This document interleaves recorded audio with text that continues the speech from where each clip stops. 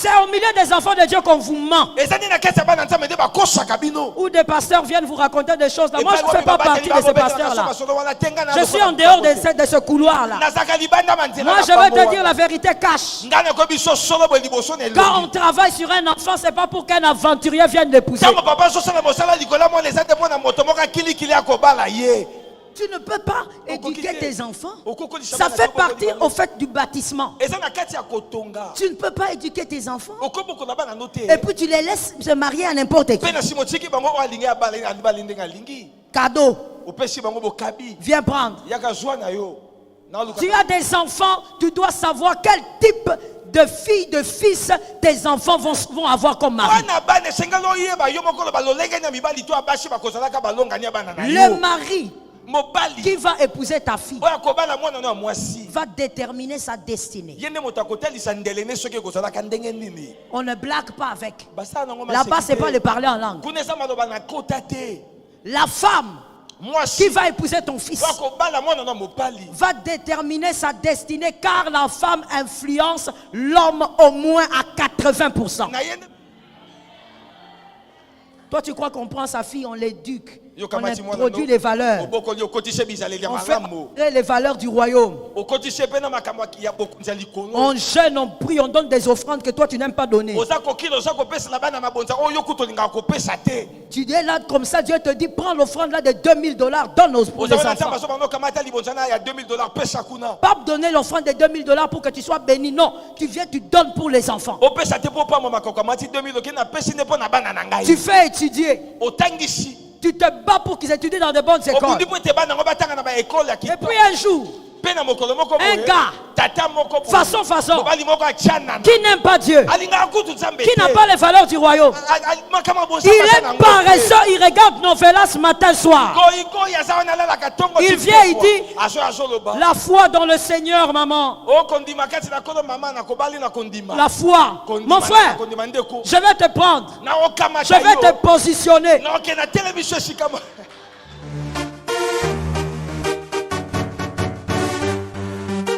Shalom bien-aimé dans le Seigneur Jésus-Christ. Aujourd'hui la servante de Dieu Joël Gloria Cabassel, pasteur principal de l'église Assemblée évangélique Nouvelle Alliance de Kinshasa, exhorte les parents de ne pas éduquer les enfants et puis les laisser épouser n'importe qui. Parents, pourquoi laisser vos enfants épouser n'importe qui? Dans de nombreuses cultures, les parents jouent un rôle crucial dans le choix ou l'approbation du futur conjoint. Cela découle souvent du désir de protéger leurs enfants et de s'assurer que leur mariage soit réussi. Les parents souhaitent généralement que leur enfant trouve un partenaire qui partage des valeurs similaires, comme la foi, les principes moraux ou les objectifs de vie. Ils peuvent aussi être préoccupés par la stabilité financière, le caractère ou l'éducation du futur conjoint. Si les parents adoptent une approche passive ou négligente en disant « c'est leur vie », cela peut mener à des situations où l'enfant choisit un partenaire sans tenir compte de critères importants. Les relations familiales sont mises en péril si le mariage échoue ou crée des conflits. Le mariage est une décision de vie cruciale, et les parents ont un rôle clé pour guider, conseiller et soutenir leurs enfants. Mais cet accompagnement doit se faire dans un équilibre entre sagesse, respect et amour, permettant à l'enfant de prendre une décision mûrie. Abonnez-vous, aimez et partagez afin d'apporter l'évangile de Jésus-Christ aux nations, car il y aura plus de joie dans le ciel pour un seul pécheur qui se repent. Que la bénédiction de Dieu soit votre partage dans le nom puissant de Jésus-Christ. Amen. On travaille pour gagner. Je vais te réchoquer. Mon frère, oui, maman. Moi tu viens épouser ma fille. Je veux te regarder à 5000 km. Mon frère, il faut aller manger, boire de l'eau, te rassasier, être blindé. Je te réchoque.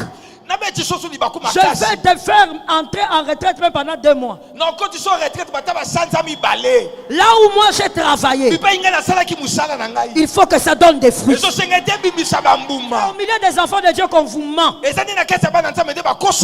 Ou des pasteurs viennent vous raconter des choses. Là. Moi je ne fais pas partie de ces pasteurs-là. Je suis en dehors de ce couloir-là. Moi je vais te dire la vérité cache. Quand on travaille sur un enfant, ce n'est pas pour qu'un aventurier vienne l'épouser. Oh non, maman, moi j'ai la foi. Papa, prends ta foi là, mets dans ta poche, va chercher l'argent et reviens ici. Regarde les choses que tu me racontes. Ils vont souffrir aujourd'hui. Non, je vais te réchoquer. Voilà pourquoi les familles chrétiennes, des fois, je parle en général. Voilà pourquoi on est faible. Parce que vous croyez que l'onction, il faut dissocier ça, ces choses-là. Je rentre dans la Bible parce que quelqu'un va me dire, mais maman, la Bible, Dieu lui-même avait commencé ces choses avant moi. Dieu a dit au peuple d'Israël, n'épousez pas les étrangers. Restez entre vous pour conserver les valeurs et pour que les mauvaises semences n'entrent pas, pour que les paresseux aussi ne viennent pas là-bas. Toi, tu crois qu'on prend sa fille, on l'éduque, on introduit les valeurs, on fait les valeurs du royaume. On jeûne, on prie, on donne des offrandes que toi tu n'aimes pas donner. Tu es là comme ça, Dieu te dit, prends l'offrande là de $2000, donne aux enfants. Pas donner l'offrande de $2000 pour que tu sois béni, non, tu viens, tu donnes pour les enfants. Tu fais étudier. Tu te bats pour qu'ils étudient dans de bonnes écoles. Et puis un jour, un gars, façon, qui n'aime pas Dieu, qui n'a pas les valeurs du royaume, il est paresseux, il regarde Novelas matin soir. Il vient, il dit, la foi dans le Seigneur, maman. La foi, mon frère, je vais te prendre, je vais te positionner. Je le dis maintenant et tout de suite, écoute-moi bien. Si tu avais des espoirs, mon frère, il faut enlever. Je réchoque. Si tu avais l'espoir, il faut enlever.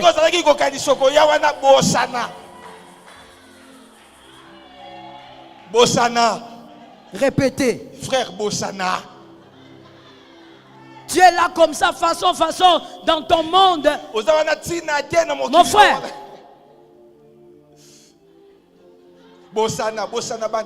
Les jours de son anniversaire, on célèbre. Toi, tu vas venir la prendre. Tu l'amènes dans une atmosphère où on ne fête rien. On ne fête rien. Quand on dit anniversaire, tu regardes, tu dis anniversaire. Quoi? Mon frère, on ne bâtit pas pour perdre. Si quelqu'un m'entend bien, tu dois décider de bâtir une famille puissante pour gagner demain. Tu as des enfants, tu dois savoir quel type de filles, de fils, tes enfants vont avoir comme mari. Le mari qui va épouser ta fille va déterminer sa destinée. On ne blague pas avec. Là-bas, c'est pas de parler en langue.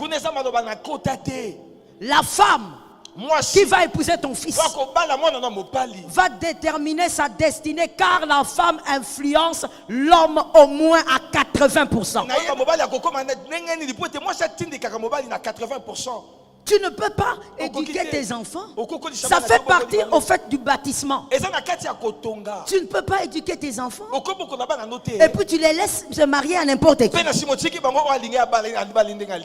Cadeau. Viens prendre. Répète. Voilà pourquoi on est faible. On bâtit une famille pour bâtir un empire. C'est normal que tu n'entendes pas. On t'a déjà pourri l'intelligence. Je reprends. On bâtit une famille pour bâtir un empire. Il faut bâtir un empire. Quand tu meurs sur ton lit de mort, tu es fier de ce que tes enfants sont devenus. Tu regardes leur mari, tu es fier. Tu regardes leur femme, tu es fier. Tu meurs avec la joie. Et tu sais qu'après toi, il y aura de gloire en gloire. Toi, tu vas laisser un gars façon qui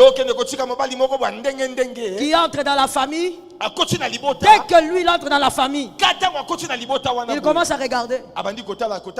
Ça, c'est la maison, la parcelle de qui? Ça, c'est la maison de qui? Il commence à faire vendre les parcelles à ta fille systématiquement.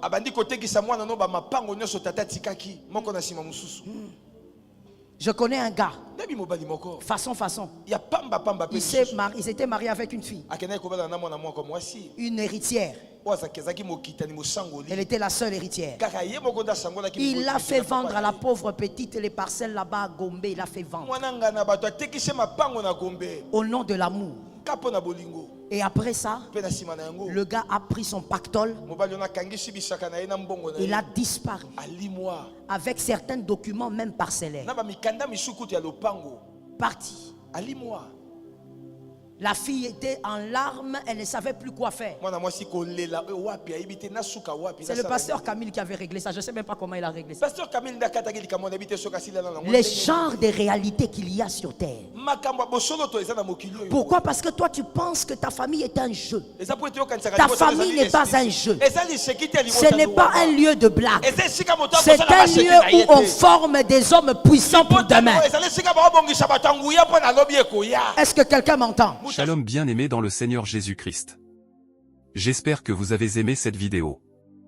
Abonnez-vous et partagez pour porter l'évangile de Jésus-Christ aux nations, car il y aura plus de joie dans le ciel pour un seul pécheur qui se repent. Merci de faire partie de notre famille Wonderful Jésus-Christ.